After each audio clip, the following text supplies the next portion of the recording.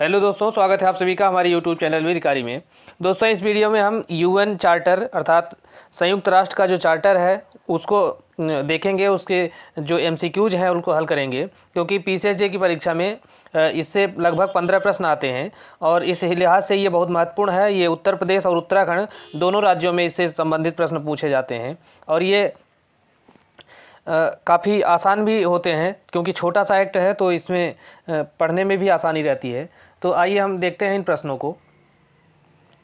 दोस्तों, इसके अलावा हम बता दें आपको कि हमारे चैनल वेदिकारी पर पीसीएसजे के सिलेबस से संबंधित लगभग सभी विषयों के एमसीक्यूज के रूप में प्रश्न उत्तर उपलब्ध हैं। आप उनको वहां से हल कर सकते हैं और अपनी तैयारी को और बेहतर बना सकते हैं, क्योंकि एमसीक्यूज को सॉल्व करने से आपको अधिक से अधिक जब सॉल्व करेंगे तो उसमें एक्यूरेसी आएगी, और एक्यूरेसी जो है प्री परीक्षा के लिए बहुत महत्वपूर्ण होती है, क्योंकि अधिक से अधिक बार अगर आप एमसीक्यू सॉल्व किए रहेंगे तो वहाँ पे किसी प्रश्न को लेके कोई कन्फ्यूजन नहीं होगा और आसानी से आप उस सभी प्रश्नों का जो है उत्तर दे सकते हैं।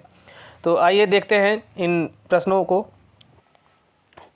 तो पहला प्रश्न है, संयुक्त राष्ट्र संघ की स्थापना के लिए सैन फ्रांसिस्को में जो सम्मेलन बुलाया गया था वह किसकी अध्यक्षता में हुआ था? तो यह सम्मेलन जो है लॉर्ड हैलिफैक्स की अध्यक्षता में हुआ था, और यह सम्मेलन जब हो गया तो फाइनली 26/6/1945 को इस पर सदस्यों के हस्ताक्षर हुए थे।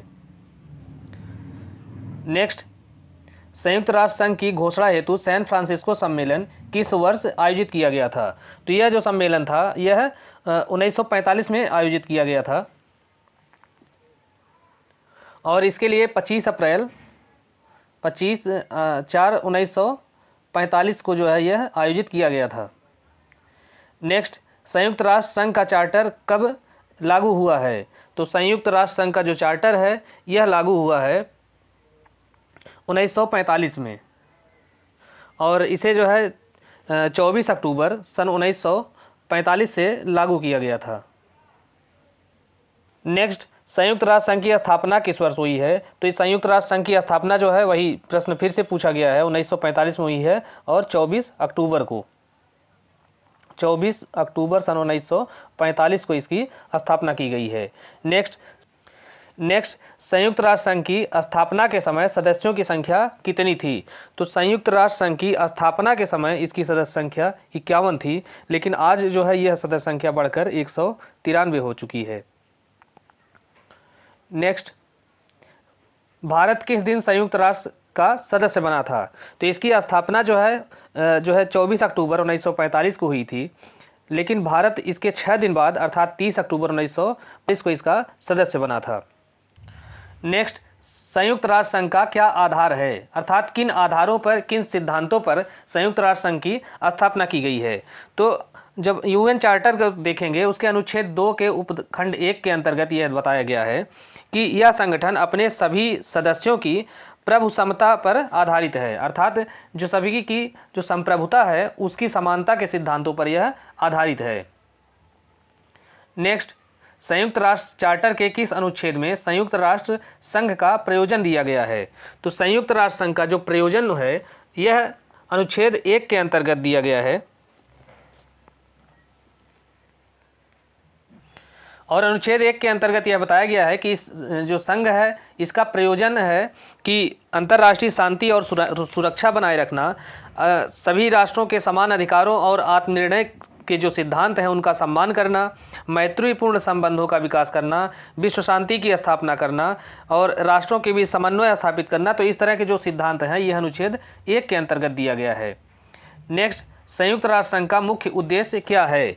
तो संयुक्त राष्ट्र का जो मुख्य उद्देश्य है यह है शांति तथा सुरक्षा बनाए रखना, राष्ट्रों के मध्य मित्रतापूर्ण संबंधों का विकास करना और सामान्य उद्देश्य की प्राप्ति के लिए संयुक्त राष्ट्र संघ को केंद्र के रूप में विकसित करना। तो इस प्रकार से ये जो सभी दिए गए हैं तीनों, यह जो है यूएन के स्थापना के इसके उद्देश्य हैं, और ये उद्देश्य या प्रयोजन इसे ही धारा इन उद्देश्यों को ही यूएन चार्टर के अनुच्छेद 1 के अंतर्गत बताया गया है।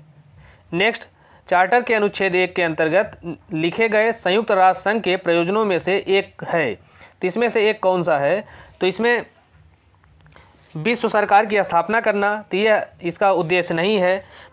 व्यापक स्वतंत्रता में सामाजिक प्रगति और जीवन स्तर की अभिवृद्धि करना, तो इसके बारे में भी अनुच्छेद 1 में कोई प्रावधान नहीं है। राष्ट्रों के बीच मैत्रीपूर्ण संबंधों का विकास करना, तो ये जो है अनुच्छेद 1 के अंतर्गत दिया गया है और यही सही है। नेक्स्ट, संयुक्त राष्ट्र संघ के किस अनुच्छेद में आत्मनिर्णयन का सिद्धांत दिया गया है?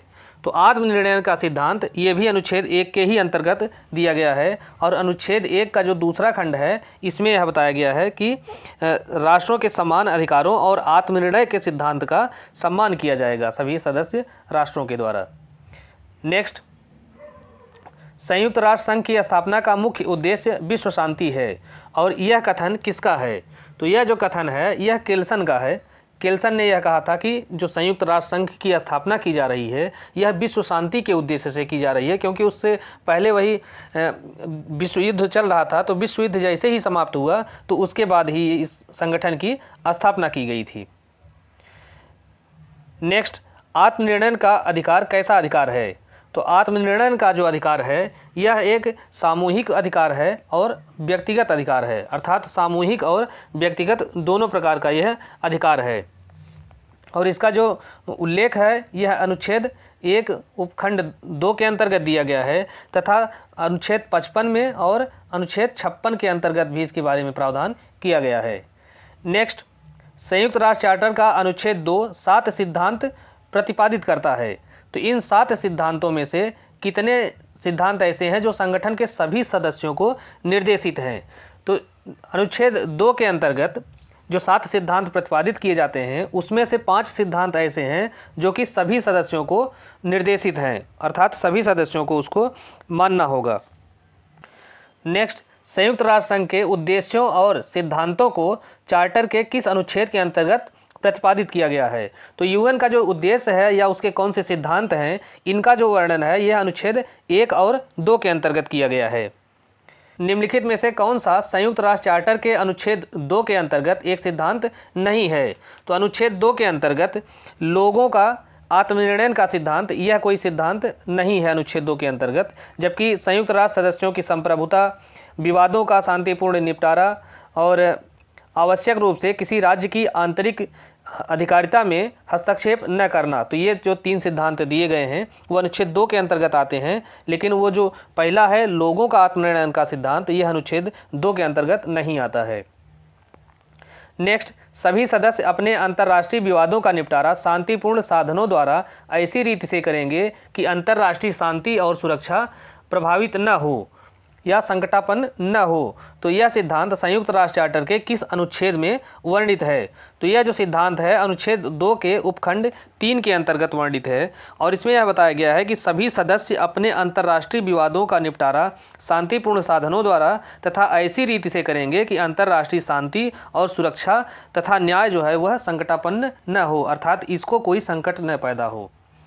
नेक्स्ट, संयुक्त राष्ट्र के अनुच्छेद 2 के अंतर्गत निम्नलिखित में से कौन सा एक संयुक्त राष्ट्र के सिद्धांत के रूप में नहीं है? तो पहला है अंतर्राष्ट्रीय विवादों का शांतिपूर्ण निपटारा, तो ये अनुच्छेद 2 का एक सिद्धांत है, सही है।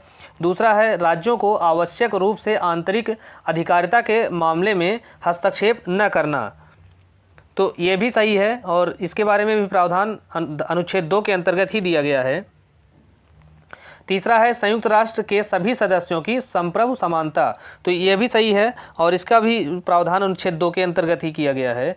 और तीसरा है सभी के लिए मानव अधिकारों एवं मूल स्वतंत्रताओं के प्रति सार्वभौमिक सम्मान, तो ऐसा कोई प्रावधान जो है यह अनुच्छेद 2 के अंतर्गत नहीं किया गया है।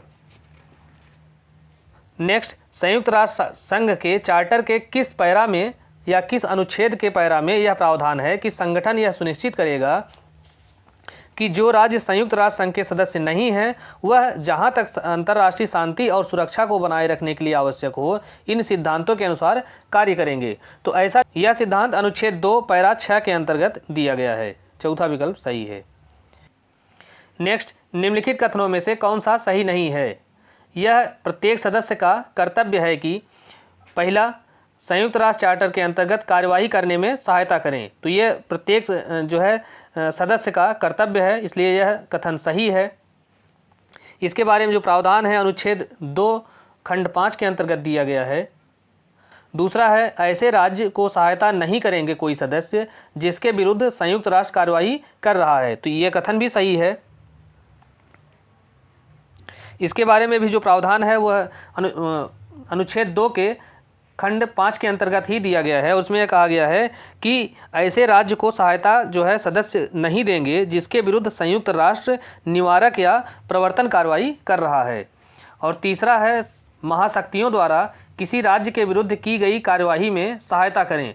तो ऐसा कोई जो प्रावधान है यह अनुच्छेद 2 में के खंड 5 के अंतर्गत नहीं दिया गया है। तो इस प्रकार से यह तीसरा विकल्प ही सही नहीं है। और चौथा है चार्टर के अनुसार ग्रहण की गई बाध्यताओं का सम्मानपूर्वक पालन करें। तो यह भी प्रत्येक जो सदस्य हैं उनका कर्तव्य है।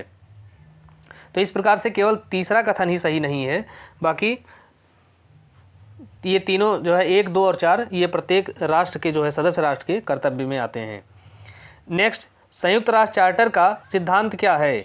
तो संयुक्त राष्ट्र का चार्टर का जो सिद्धांत है यह है प्रभुत्व संपन्न समानता। और इसके बारे में जो प्रावधान है यह अनुच्छेद 2 के अंतर्गत किया गया है। अनुच्छेद 2 के अंतर्गत जो सिद्धांत बताए गए हैं उसी में से यह एक सिद्धांत है कि प्रभुत्व संपन्न समानता की बात की गई है। नेक्स्ट, संयुक्त राष्ट्र चार्टर का सिद्धांत है। तो जो संयुक्त राष्ट्र चार्टर के सिद्धांतों के बारे में जो प्रावधान है वह जो है आर्टिकल 2 के अंतर्गत दिया गया है यूएन चार्टर में। और इसके अनुसार यह प्रभुत्व संपन्न समानता का जो सिद्धांत है यह अनुच्छेद 2 में निहित है। नेक्स्ट, संयुक्त राष्ट्र का कौन सा अनुच्छेद घरेलू क्षेत्राधिकार से संबंधित है?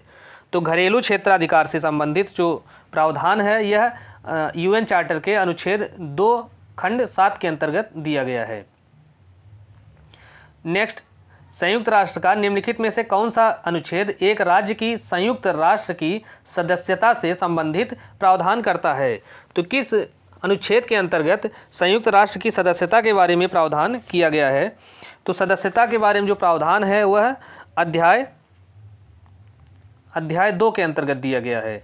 और अनुच्छेद 4 जो है यह सदस्यता की बात करता है। और अनुच्छेद 4 में यह बताया गया है कि ऐसे सभी अन्य शांति प्रिय राज्य संयुक्त राष्ट्र के सदस्य हो सकेंगे जो इस चार्टर में वर्णित बाध्यताओं को स्वीकार करते हैं। अर्थात जो यूएन चार्टर है इसकी जो शर्तें हैं अगर कोई शांति प्रिय राज्य उसको स्वीकार करता है और संगठन के मतानुसार इन बाध्यताओं को पालन करने में सक्षम है और इच्छुक है तो ऐसे राज्य को इस यूएन चार्टर का जो है सदस्य बनाया जा सकता है। और इसके बारे में जो स्पष्ट प्रावधान अनुच्छेद 4 के अंतर्गत दिया गया है और अध्याय 2 में। नेक्स्ट, किसी राज्य को संयुक्त राष्ट्र की सदस्यता दिया जाता है। तो संयुक्त राष्ट्र की सदस्यता किसी राज्य को कैसे दी जाएगी इसके बारे में जो प्रावधान है यह अनुच्छेद 4 के उपखंड 2 के अंतर्गत दिया गया है। तो अनुच्छेद 4 के उपखंड 2 में यह बताया गया है कि ऐसे राज्य को सुरक्षा परिषद की सिफारिश पर अर्थात सुरक्षा परिषद के अनुमोदन से महासभा के द्वारा किसी राज्य को संयुक्त राष्ट्र का सदस्य बनाया जा सकेगा। नेक्स्ट, संयुक्त राष्ट्र के सदस्य को सदस्यता के अधिकारों से निलंबित किया जा सकता है। तो सदस्यता के अधिकारों से निलंबित करने के बारे में जो प्रावधान है यह अनुच्छेद 5 के अंतर्गत दिया गया है। और अनुच्छेद 5 में यह बताया गया है कि सुरक्षा परिषद की सिफारिश पर महासभा के द्वारा किसी सदस्य को संयुक्त राष्ट्र के सदस्यता से निलंबित किया जा सकता है। और अनुच्छेद 4 के उपखंड 2 के अंतर्गत यह बताया गया था कि सुरक्षा परिषद की संस्तुति पर महासभा के द्वारा जो है किसी राज्य को यूएन का सदस्य बनाया जा सकता है। तो इस प्रकार से जो सदस्यता दिया जाना या उसका निलंबित किया जाना ये दोनों कार्य ही और उसका निष्कासन किया जाना ये 3 कार्य जो है सुरक्षा परिषद की सिफारिश पर महासभा के द्वारा ही किया जाता है। नेक्स्ट है, संयुक्त राष्ट्र की सदस्यता से किसी राज्य का निष्कासन कौन कर सकता है? तो अभी हमने बताया कि जो सुरक्षा परिषद है उसकी सिफारिश पर महासभा के द्वारा किसी सदस्य राष्ट्र को उसकी सदस्यता से निष्कासित किया जा सकता है। और इसके बारे में जो प्रावधान है यह अनुच्छेद 6 के अंतर्गत दिया गया है। नेक्स्ट, संयुक्त राष्ट्र संघ में किसी नई राजनीतिक इकाई के प्रवेश को क्या कहा जाता है? तो जब किसी नए राज्य को मान्यता दी जाती है या यूएन में प्रवेश दिलाया जाता है उसका सदस्य बनाया जाता है तो इसे जो है सामूहिक मान्यता कहा जाता है।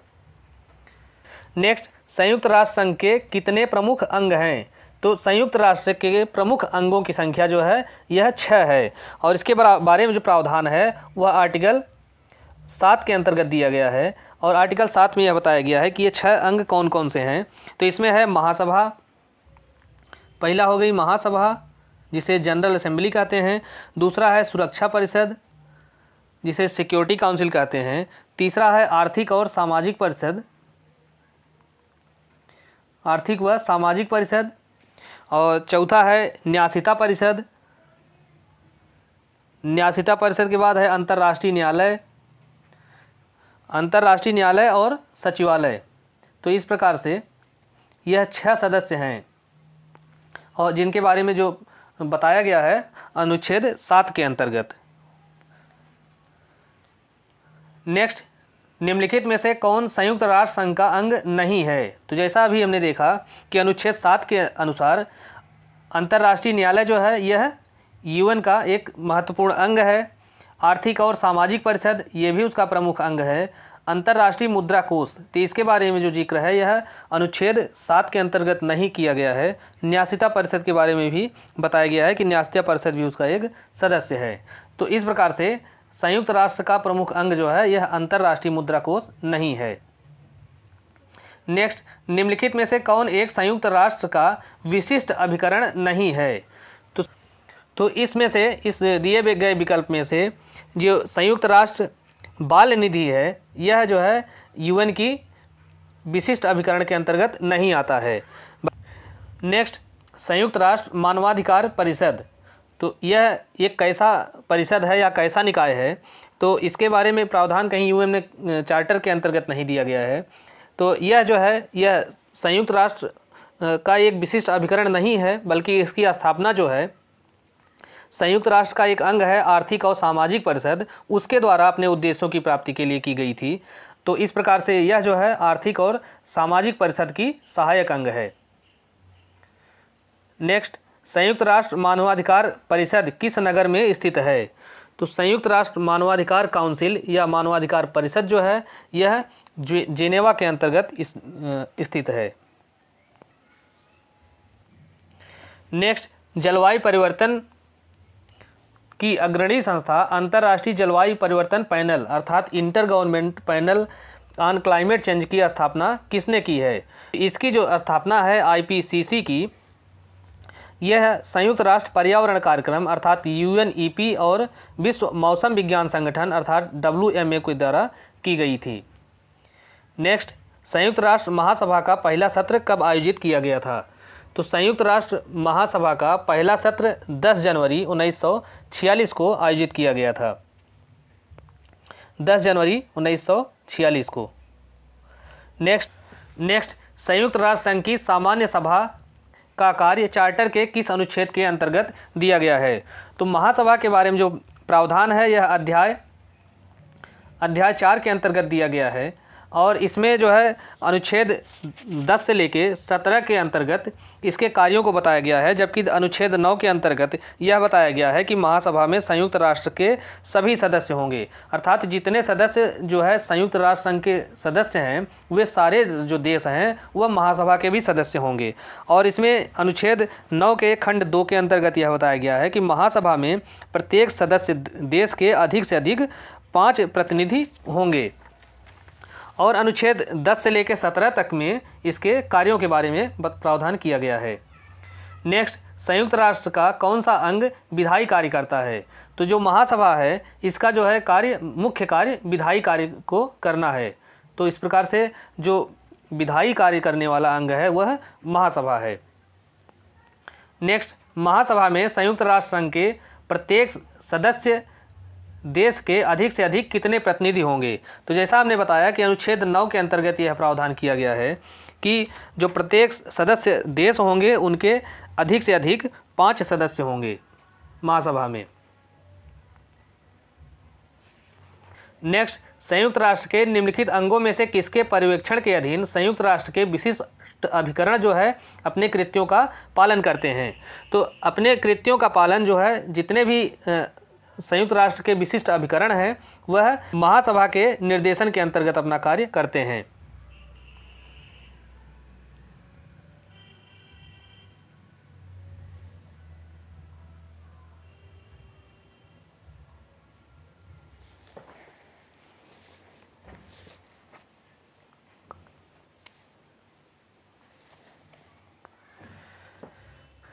नेक्स्ट, संयुक्त राष्ट्र की महासभा की 6वीं समिति का क्या नाम है? तो महासभा की 6वीं समिति को विधिक समिति नाम दिया गया है और यह जो है महासभा के 69वें सत्र के दौरान 69th जो सेशन है इसके दौरान यह अस्तित्व में आई थी। नेक्स्ट, अंतर्राष्ट्रीय विधि का प्रगतिशील विकास करना निम्नलिखित में से किसका कार्य है? तो अंतर्राष्ट्रीय विधि का प्रगतिशील जो विकास करना यह महासभा का कार्य है, अर्थात जनरल असेंबली का कार्य है। नेक्स्ट, महत्वपूर्ण मामलों में महासभा किस प्रकार से निर्णय लेती है? तो महत्वपूर्ण कार्य अर्थात आवश्यक जो मामले हैं इसमें जो महासभा है यह उपस्थित और मतदान में भाग लेने वाले सदस्यों के 2/3 बहुमत से निर्णय लेती है और इसके बारे में जो प्रावधान है यह अनुच्छेद 18 के अंतर्गत दिया गया है। अनुच्छेद 18 खंड 2 के अंतर्गत यह प्रावधान किया गया है कि महत्वपूर्ण प्रश्नों पर महासभा का जो विनिश्चय है उपस्थित और मतदान करने वाले सदस्यों के 2/3 बहुमत से किए जाएंगे। तो इस प्रकार से पहला विकल्प सही है। नेक्स्ट, लिटिल असेंबली किसके द्वारा सृजित की गई है? तो लिटिल असेंबली का जो बारे में जो प्रावधान है यूएन चार्टर के अंतर्गत कहीं नहीं दिया गया है, लेकिन इसका सृजन जो है महासभा के द्वारा अनुच्छेद 22 के तहत किया जाता है और अनुच्छेद 22 के अंतर्गत यह बताया गया है कि महासभा ऐसे समनुषंगी अंगों की स्थापना कर सकेगी जिन्हें वह अपने कृत्यों का पालन करने के लिए आवश्यक समझे। तो अपने कार्यों में सहायता के लिए ही लिटिल असेंबली का जो गठन है यह महासभा के द्वारा अनुच्छेद 22 के तहत किया गया है। नेक्स्ट, महासभा द्वारा पारित प्रस्ताव, तो इसके बारे में कौन सा कथन सही है? तो इसके बारे में यह तीसरा कथन सही है कि यह बाध्यकारी होता है और नहीं भी होता है। तो अर्थात ऐसा क्यों है कि यह कब बाध्यकारी होगा और कब बाध्यकारी नहीं होगा? तो इसका जो प्रस्ताव है महासभा का जो आंतरिक कार्य है तो आंतरिक कार्यों के मामले में यह बाध्यकारी होता है, लेकिन जो बाह्य कार्य हैं, बाहरी जो कार्य हैं उस पर जो है सदस्य उसको फॉलो करने के लिए बाध्य नहीं होते हैं।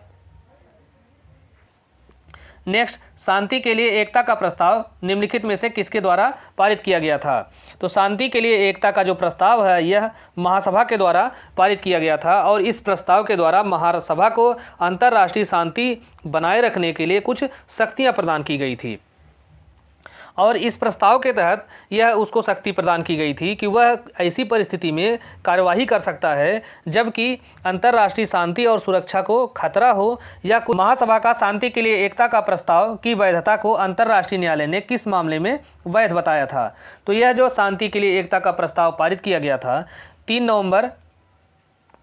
नवंबर 1950 को, तो इसकी जो संवैधानिकता को जो चुनौती दी गई थी और इसकी वैधानिकता को अंतर्राष्ट्रीय न्यायालय ने संयुक्त राष्ट्र के कतिपय खर्चों के मामले में इसे वैध बताया था। नेक्स्ट, निम्नलिखित में से किसमें यह उल्लेख है कि हर एक को राष्ट्रीयता का अधिकार है, अर्थात कोई व्यक्ति जो है राष्ट्रीयता के विहीन नहीं हो सकता है? तो यह जो प्रावधान है यह उल्लेख जो है यह universal declaration of human rights अर्थात मानवाधिकारों की जो सार्वभौमिक घोषणा है इसके अनुच्छेद 15 के अंतर्गत यह प्रावधान किया गया है कि हर एक को राष्ट्रीयता का अधिकार है और कोई व्यक्ति जो है बिना राष्ट्रीयता के नहीं हो सकता है और किसी व्यक्ति को मनमाने तरीके से राष्ट्रीयता से बेदखल नहीं किया जा सकता है। तो इस प्रकार से सार्वभौमिक मानवाधिकारों की सार्वभौमिक घोषणा अर्थात universal declaration on human rights में यह उल्लेख किया गया है। सिविल एवं राजनैतिक अधिकारों से संबंधित अंतर्राष्ट्रीय प्रसंविदा को महासभा ने कब अंगीकृत किया था? तो इस प्रसंविदा को महासभा के द्वारा 16 दिसंबर 1966 को अंगीकृत किया गया था। नेक्स्ट, सुरक्षा परिषद के संगठन या गठन संबंधी उपपंथ यूएन चार्टर के किस अनुच्छेद में दिया गया है? सुरक्षा परिषद के बारे में जो प्रावधान है यह अध्याय 5 के अंतर्गत दिया गया है और इसके जो गठन के बारे में प्रावधान है यह अनुच्छेद 23 के अंतर्गत दिया गया है अनुच्छेद 23 में जो है यह सुरक्षा परिषद का जो गठन का प्रावधान है, इसमें यह बताया गया है कि सुरक्षा परिषद जो है संयुक्त राष्ट्र के 15 सदस्यों से मिलकर बनेगी। अर्थात सुरक्षा परिषद में जो है कुल 15 सदस्य होंगे। नेक्स्ट, निम्नलिखित में से कौन सा देश सुरक्षा परिषद का अस्थायी सदस्य नहीं है? तो सुरक्षा परिषद का अस्थायी सदस्य जो है यह अमेरिका है, चीन है, इंग्लैंड है, लेकिन इसमें जापान जो है सदस्य नहीं है, क्योंकि नेक्स्ट, सुरक्षा परिषद के प्रत्येक सदस्य के कितने प्रतिनिधि होंगे?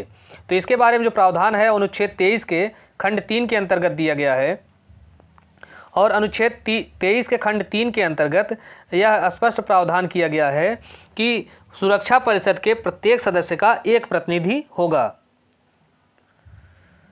नेक्स्ट, सुरक्षा परिषद में कुल कितने सदस्य होंगे? तो अनुच्छेद 23 के अंतर्गत यह बताया गया है कि सुरक्षा परिषद में कुल 15 सदस्य होंगे, और 15 में से 5 सदस्य अस्थायी होंगे और 10 सदस्य अस्थायी होंगे, अर्थात तीसरा विकल्प सही है। नेक्स्ट, सुरक्षा परिषद के अस्थायी सदस्यों का निर्वाचन किसके द्वारा होता है? तो सुरक्षा परिषद में जो अस्थायी सदस्य होते हैं इनका निर्वाचन महासभा के द्वारा किया जाता है, और अनुच्छेद 23 के अनुसार सुरक्षा परिषद के 10 अस्थायी सदस्यों का जो निर्वाचन है यह महासभा के द्वारा 2 वर्ष के लिए किया जाता है। नेक्स्ट, सुरक्षा परिषद के किस अनुच्छेद के अंतर्गत संयुक्त राष्ट्र के सदस्य सुरक्षा परिषद के निर्णय से बाध्य हैं? तो सुरक्षा परिषद के जो सदस्य हैं वह सुरक्षा परिषद के निर्णय से बाध्य होते हैं। इसके बारे में जो प्रावधान है अनुच्छेद 25 के अंतर्गत किया गया है। नेक्स्ट, सुरक्षा परिषद के अस्थायी सदस्यों की संख्या कैसे बढ़ाई जा सकती है? तो सुरक्षा परिषद के अस्थायी सदस्यों की संख्या, इसको बढ़ाए जाने के लिए सुरक्षा परिषद के विशेष संकल्प की आवश्यकता होती है। तो विशेष संकल्प में जो 5 उसके अस्थायी सदस्य हैं उन पांचों का एक साथ सकारात्मक मत होना चाहिए। अगर उसमें से कोई भी एक सदस्य इनकार करता है या अपनी बात से मुकरता है तो ऐसी स्थिति में सुरक्षा परिषद में जो है अस्थायी सदस्यों की संख्या नहीं बढ़ाई जा सकेगी। तो इस प्रकार से सुरक्षा परिषद की विशेष संकल्प जिसमें 5 सदस्यों के सकारात्मक मत शामिल हों उसके द्वारा जो है इसकी सदस्य संख्या बढ़ाई जा सकती है। नेक्स्ट, गैर प्रक्रियात्मक मामलों में मतदान के समय किसी अस्थायी सदस्य का सुरक्षा परिषद से अनुपस्थित होना यह किस प्रकार की अनियमितता है? तो यह जो है कोई अनियमितता नहीं है, बल्कि यह केवल उसकी अनुपस्थिति मात्र ही समझी जाएगी और इससे जो कार्यवाही है उस पर कोई प्रभाव नहीं पड़ेगा। नेक्स्ट, अंतर्राष्ट्रीय शांति और सुरक्षा बनाए रखने के लिए सुरक्षा परिषद के निर्णय को लागू करने के प्रयोजन से अपेक्षित कार्यवाही निम्न में से किसके द्वारा की जाएगी? तो ऐसी जो कार्यवाही है संयुक्त राष्ट्र संघ के सभी सदस्यों या उनमें से कुछ सदस्यों द्वारा, जैसा कि सुरक्षा परिषद जो है निर्धारित करे, तो इनके द्वारा कार्यवाही की जा सकेगी। तो यह पहला विकल्प सही है। नेक्स्ट, संयुक्त राष्ट्र के किस अनुच्छेद में निषेधाधिकार या वीटो पावर के बारे में प्रावधान किया गया है? तो निषेधाधिकार के बारे में प्रावधान जो है अनुच्छेद 27 के अंतर्गत किया गया है। नेक्स्ट, किन देशों को वीटो पावर दी गई है? अर्थात का जो शक्ति है वह जो संयुक्त राष्ट्र सुरक्षा परिषद के 5 अस्थायी सदस्य हैं उन 5 अस्थायी सदस्यों को ही वीटो पावर दिया गया है। तो इनमें से शामिल हैं चीन, रूस, अमेरिका, ब्रिटेन और फ्रांस। तो इन्हीं को ही वीटो पावर दिया गया है। नेक्स्ट, इस तथ्य के होते हुए भी कि वीटो पावर जो है यह संयुक्त राष्ट्र के सभी सदस्यों की संप्रभु समानता के सिद्धांत से असंगत है, फिर भी वीटो पावर दिया गया है, तो यह सुरक्षा परिषद के अस्थायी सदस्यों में निहित किया गया है। यह किस उद्देश्य से निहित किया गया है? तो यह इस उद्देश्य से निहित किया गया है ताकि शक्तियों में संतुलन बना रहे। जो महाशक्तियां हैं और ये जो 5 अस्थायी सदस्य हैं, ये 5 अस्थायी सदस्य विश्व की महाशक्तियां हैं, ताकि इनमें जो संतुलन बना रहे इसीलिए इनको वीटो पावर प्रदान किया गया है।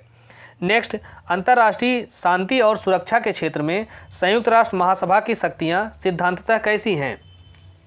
तो जो संयुक्त राष्ट्र महासभा की शक्तियां हैं वह सुरक्षा परिषद की शक्तियों से गौण हैं। तो अर्थात दूसरा विकल्प सही है।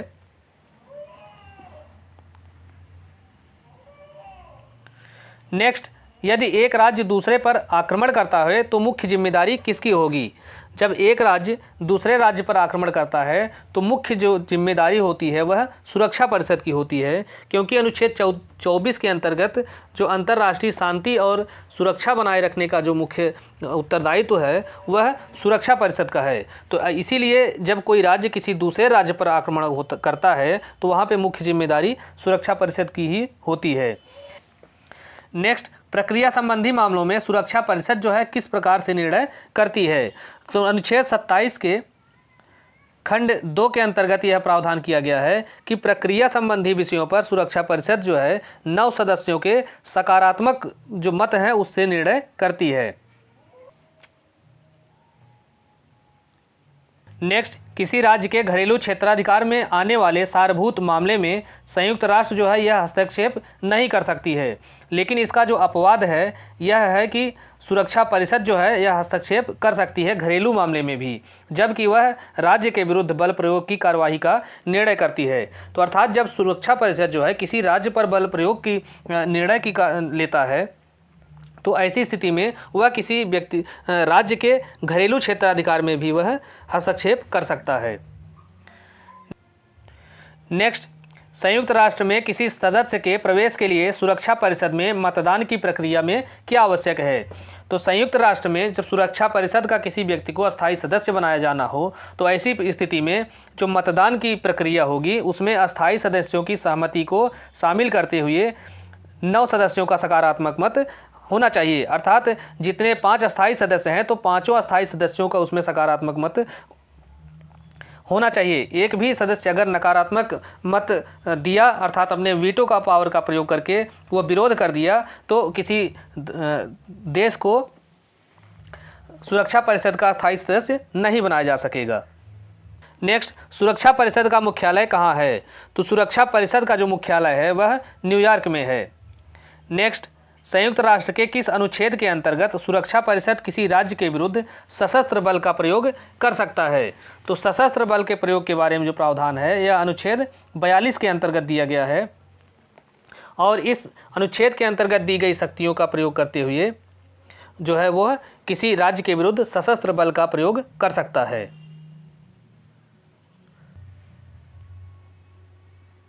नेक्स्ट, संयुक्त राष्ट्र चार्टर के किस अध्याय में आर्थिक, वित्तीय तथा सैनिक अनुशस्तियों का प्रावधान है। तो संयुक्त राष्ट्र चार्टर के अध्याय 7 के अंतर्गत आर्थिक, वित्तीय और सैन्य अनुशस्तियों अर्थात सैन्य दंड देने का प्रावधान किया गया है। नेक्स्ट, संयुक्त राष्ट्र चार्टर के किस अनुच्छेद के अंतर्गत सदस्य राष्ट्रों को एकल एवं सामूहिक आत्मरक्षा के अधिकार की मान्यता दी गई है। तो एकल और सामूहिक आत्मरक्षा के अधिकार जो है यह अनुच्छेद 51 के अंतर्गत दिया गया है। नेक्स्ट, कथन ए, अंतर्राष्ट्रीय शांति और सुरक्षा बनाए रखना सुरक्षा परिषद का प्रथम कर्तव्य है। तो यह कथन सही है। इसके बारे में जो प्रावधान है अनुच्छेद 24 के अंतर्गत दिया गया है और संयुक्त राष्ट्र के सदस्य को आत्मरक्षा का अंतर्निहित अधिकार नहीं है। तो यह कथन गलत है, क्योंकि जो सदस्य राष्ट्र हैं उनको आत्मरक्षा का अधिकार जो है आर्टिकल 51 के अंतर्गत दिया जाता है। तो इस प्रकार से कथन सही है लेकिन कारण आर गलत है। तो ये सही है परंतु आर गलत है, तीसरा विकल्प सही है।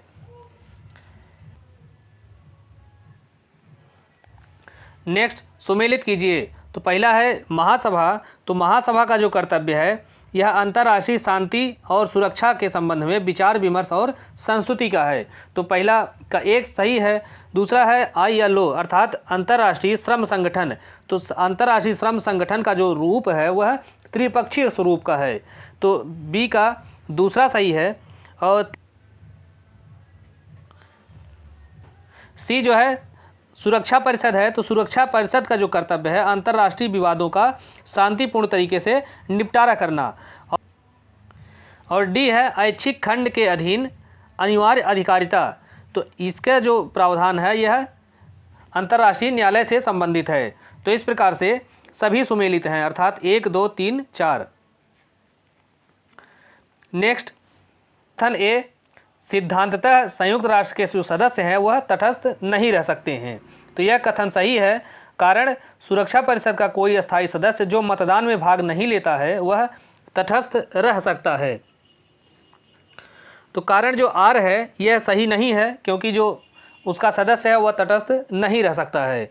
तो इस प्रकार से ए सही है परंतु आर गलत है। तो ये तीसरा विकल्प सही है। नेक्स्ट, संयुक्त राष्ट्र चार्टर के निम्न अनुच्छेदों में से किसमें आर्थिक और सामाजिक परिषद के कार्य और शक्तियों के बारे में प्रावधान किया गया है? तो आर्थिक और सामाजिक परिषद के कार्य और शक्तियों के बारे में जो प्रावधान है वह अनुच्छेद 62 और अनुच्छेद 66 के अंतर्गत किया गया है। नेक्स्ट, आर्थिक और सामाजिक परिषद के सदस्यों का चुनाव कौन करता है? तो आर्थिक और सामाजिक परिषद के सदस्यों का चुनाव जो है यह महासभा के द्वारा की जाती है, और इसके बारे में जो प्रावधान है यह अनुच्छेद 61 के अंतर्गत दिया गया है। और अनुच्छेद 61 के अनुसार आर्थिक और सामाजिक परिषद के सदस्यों का निर्वाचन महासभा के द्वारा प्रतिवर्ष किया जाता है। नेक्स्ट, आर्थिक और सामाजिक परिषद के कितने सदस्य प्रतिवर्ष संयुक्त राष्ट्र महासभा द्वारा चुने जाते हैं? तो कितने सदस्य प्रत्येक वर्ष जो है चुने जाएंगे, तो इसके बारे में जो प्रावधान है यह अनुच्छेद 61 के खंड 2 के अंतर्गत दिया गया है, और इसके अनुसार प्रत्येक वर्ष जो है 18 सदस्य चुने जाते हैं। और जब ये 18 सदस्य चुने जाते हैं तो इनका जो कार्यकाल होगा वह 3 वर्ष का होता है। नेक्स्ट, आर्थिक और सामाजिक परिषद के सदस्य जो है 3 सालों के लिए निर्वाचित किए जाते हैं। तो कितने सदस्य जो है यह प्रत्येक वर्ष निर्वाचित किए जाएंगे? तो इसके बारे में जो प्रावधान है अनुच्छेद 61 के अंतर्गत दिया गया है। अनुच्छेद 61 के खंड 2 में यह प्रावधान किया गया है कि आर्थिक और सामाजिक परिषद के 18 सदस्य प्रतिवर्ष 3 वर्ष की अवधि के लिए निर्वाचित किए जाएंगे। तो चूंकि इसमें कुल 54 सदस्य होते हैं, इसलिए ये इसका जो 54 का 1/3 है तो 18 होता है, तो अर्थात 1/3 जो सदस्य हैं यह प्रत्येक वर्ष निर्वाचित किए जाएंगे। नेक्स्ट, संयुक्त राष्ट्र संघ के किस मुख्य अंग की सदस्य संख्या संयुक्त राष्ट्र चार्टर में संशोधन करके 2 बार बढ़ाई गई है? तो संयुक्त राष्ट्र का जो आर्थिक और सामाजिक परिषद है इसकी सदस्य संख्या 2 बार बढ़ाई गई है, क्योंकि स्थापना के समय इसकी संख्या 18 थी और 1965 में इसको बढ़ाकर 27 किया गया था। फिर 1973 में इसको 54 कर दिया गया है। तो वर्तमान में जो आर्थिक और सामाजिक परिषद है उसकी सदस्य संख्या 54 है, जिसमें से 18 सदस्य हर साल रिटायर होते रहते हैं और 18 सदस्य जो है 3 साल के लिए हर साल उसमें निर्वाचित होते रहते हैं। नेक्स्ट, प्रारंभ में आर्थिक और सामाजिक परिषद की सदस्य संख्या कितनी थी? तो प्रारंभ में जैसा कि बताया कि इसकी जो सदस्य संख्या 18 थी, बाद में इसको 27 किया गया और वर्तमान में 54 है। तो यह प्रारंभ में कितनी थी? 18 थी। नेक्स्ट, वर्तमान में आर्थिक और सामाजिक परिषद में कुल कितने सदस्य हैं? तो वर्तमान में कुल 54 सदस्य हैं। नेक्स्ट, निम्नलिखित कथनों पर विचार कीजिए। तो पहला है कि संयुक्त राष्ट्र की आर्थिक और सामाजिक परिषद के बारे में क्या कथन सही है? तो पहला है अपनी अधिकारिता के अंतर्गत आने वाले विषयों के लिए प्रारूप कन्वेंशन तैयार करेगी जो महासभा को प्रस्तुत किए जा सकेंगे। तो यह कथन सही है।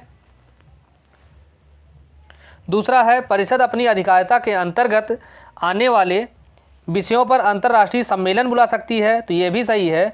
तीसरा है मानवाधिकार समिति के सदस्यों को नियुक्त कर सकती है, तो मानवाधिकार समिति के सदस्यों को यह नियुक्त नहीं करती है, तो यह कथन सही नहीं है तीसरा।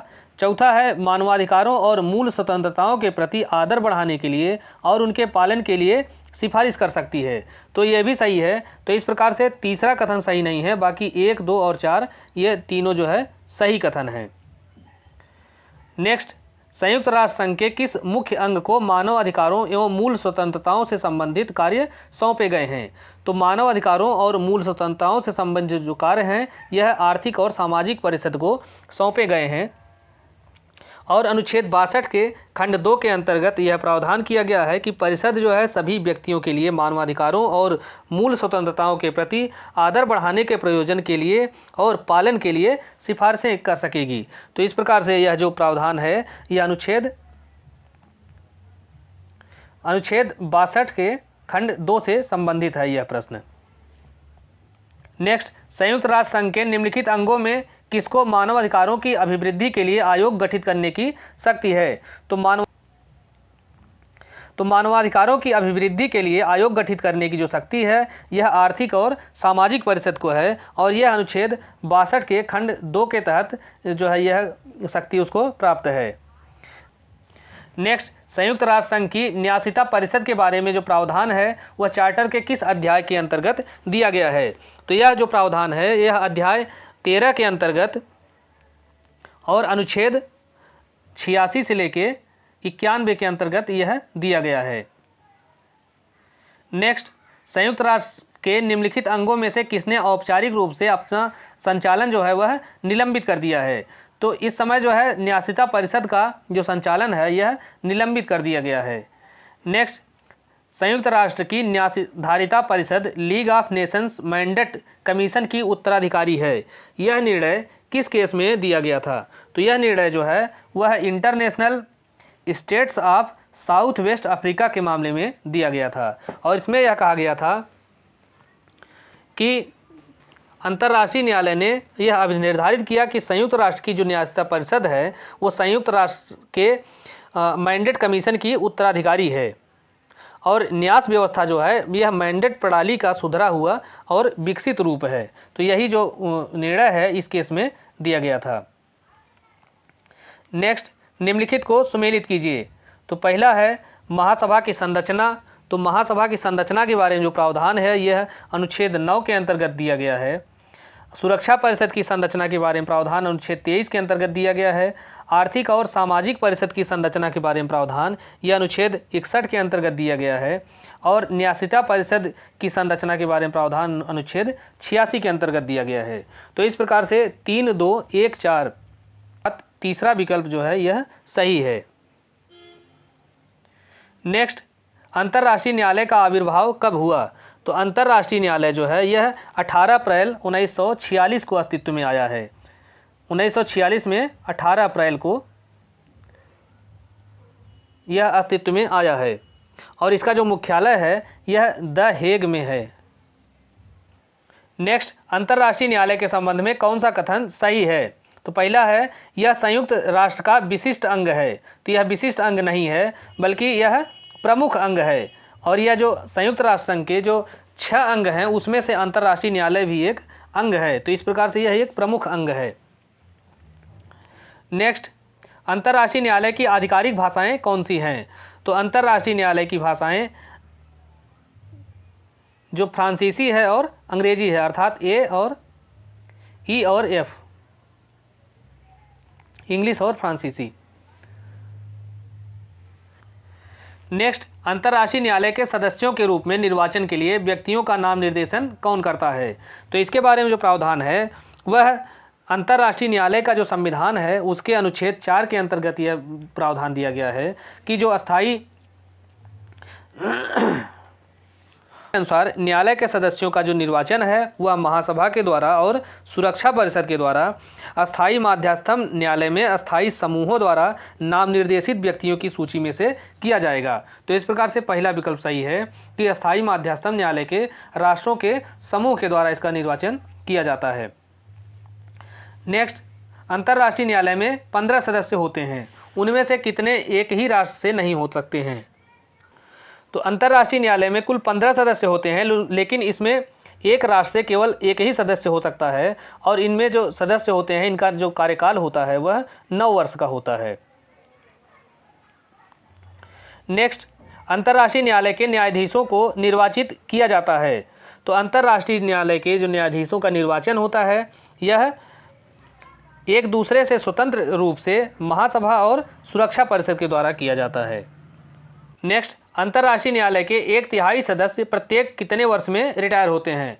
तो अंतर्राष्ट्रीय न्यायालय में कुल 9 सदस्य होते हैं, और इसमें से जो 1/3 सदस्य होते हैं अर्थात जो 3 सदस्य होते हैं वह 3-3 साल पर रिटायर होते हैं, अर्थात प्रत्येक तीसरे वर्ष जो है इसमें 3 जो जज हैं वो रिटायर हो जाते हैं।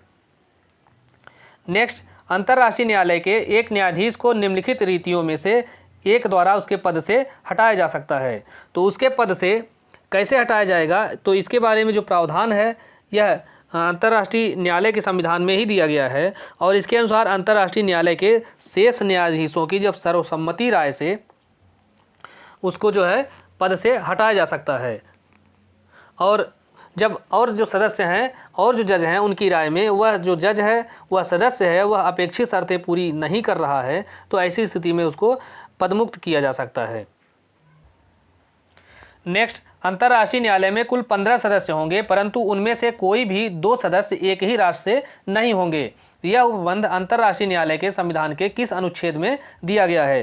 तो यह प्रावधान अनुच्छेद 3 के अंतर्गत दिया गया है। और अनुच्छेद 3 में यह बताया गया है कि यह जो न्यायालय है अंतर्राष्ट्रीय न्यायालय, यह 15 सदस्यों से मिलकर बनेगा और उनमें से कोई भी 2 न्यायाधीश एक ही राज्य के या एक ही राष्ट्र के नहीं होंगे। Next, international court of justice किस शहर में है? तो अंतर्राष्ट्रीय जो न्यायालय है यह हेग नीदरलैंड में स्थित है। नेक्स्ट, निम्नलिखित अंतर्राष्ट्रीय संस्थाओं में से किसका स्थान हेग में नहीं है? तो इसमें अंतर्राष्ट्रीय अपराध न्यायालय का स्थान हेग में है, अंतर्राष्ट्रीय न्यायालय हेग में ही स्थित है, पंचाट का स्थायी न्यायालय भी हेग में ही है, लेकिन अंतर्राष्ट्रीय सागर विधि अधिकरण जो है यह हैम्बर्ग जर्मनी में स्थित है, न कि हेग में। तो इस प्रकार से यह अंतर्राष्ट्रीय सागर विधि अधिकरण हेग में नहीं स्थित है। नेक्स्ट, अंतर्राष्ट्रीय न्यायालय की संविधि राज्यों को तदर्थ न्यायाधीशों की नियुक्ति का अधिकार देती है जो न्यायालय के समक्ष वाद में उनके प्रतिनिधि के रूप में कार्य करते हैं। तो यह किन मामलों में लागू होता है? तो यह जो प्रावधान है वह विवादास्पद और सलाहकारी दोनों प्रकार की कार्रवाइयों में लागू होता है। नेक्स्ट, अंतर्राष्ट्रीय न्यायालय के तदर्थ न्यायाधीशों के रूप में चुने गए व्यक्तियों को उन शर्तों का पालन करना आवश्यक है जो अंतर्राष्ट्रीय न्यायालय की संविधि में निम्नलिखित अनुच्छेदों के द्वारा अपेक्षित हैं। अर्थात इसमें यह बताया गया है कि जबकि एक तदर्थ न्यायाधीश की नियुक्ति अंतर्राष्ट्रीय न्यायालय में की जाती है तो उस न्यायाधीश को किन शर्तों का पालन करना आवश्यक होगा। तो ये जो तदर्थ न्यायाधीश होते हैं इनकी जो नियुक्ति है यह अनुच्छेद 31 के खंड 6 के अंतर्गत नियुक्त किए जाते हैं। और जब ये नियुक्त किए जाते हैं तो इनको अंतर्राष्ट्रीय न्यायालय के अनुच्छेद 2, अनुच्छेद 17(2) और अनुच्छेद 20 और अनुच्छेद 24 में जो शर्तें बताई गई हैं उनका पालन करना होगा। तो अनुच्छेद 2 के अंतर्गत यह शर्त बताई गई है कि एक जो न्यायाधीश होगा वह उच्च नैतिक चरित्र वाला होगा और अपने देश में उच्चतम न्यायिक पद पर नियुक्त के लिए जो योग्यताएं हैं वह योग्यता रखता होगा।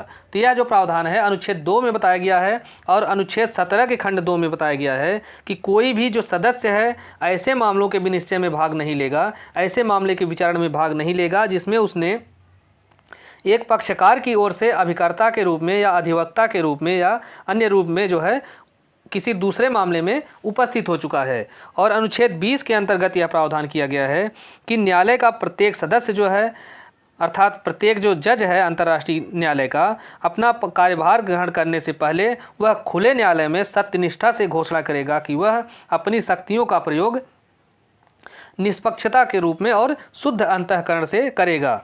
तो और अनुच्छेद 24 के अंतर्गत यह प्रावधान है कि यदि किसी विशेष कारण से न्यायालय के किसी विशेष जो सदस्य का यह विचार है कि उसे किसी मामले में भाग नहीं लेना चाहिए तो वह इसकी सूचना अध्यक्ष को देगा। तो इसी प्रकार से ये जो 4 धाराएं हैं इन 4 धाराओं में जो दी गई शर्तें हैं तो प्रत्येक जो एडहॉक पे जज नियुक्त होते हैं अंतर्राष्ट्रीय न्यायालय में उनको इनकी शर्तों का पालन करना होगा। नेक्स्ट, कोई व्यक्ति किसी अन्य राष्ट्र द्वारा अपने विरुद्ध अविधिक कार्य से पीड़ित होने पर अंतर्राष्ट्रीय न्यायालय की सहायता किस प्रकार से प्राप्त कर सकता है? तो इसके बारे में जो प्रावधान है यह अनुच्छेद 34 के अंतर्गत दिया गया है। और अनुच्छेद 34 में यह बताया गया है कि न्यायालय के समक्ष मामलों में केवल राज्य ही हकदार होंगे, तो इसलिए वह सीधे इसमें जो है सहायता नहीं प्राप्त कर सकता है, बल्कि वह अपने राष्ट्र के माध्यम से अंतर्राष्ट्रीय न्यायालय में सहायता प्राप्त कर सकता है। तो दोस्तों इस प्रकार से इस वीडियो में हमने अंतर्राष्ट्रीय जो संयुक्त राष्ट्र चार्टर है इससे संबंधित 100 महत्वपूर्ण प्रश्नों को हल किया है। और इस विषय पर अभी एक वीडियो और ले आएंगे कि ताकि यूएन चार्टर से संबंधित जितने भी प्रश्न बनाए जा सकते हैं वो सारे जो है हमारे वीडियो में कवर हो जाएं। तो अभी ये पहला वीडियो है, दूसरा वीडियो जल्दी ही आपको मिल जाएगा। तो आप हमारे चैनल को सब्सक्राइब ज़रूर करिएगा ताकि आपको समय समय पर सारी वीडियो हमारी समय पर मिलती रहे और आप परीक्षा को बेहतर तरीके से करके आएँ। धन्यवाद।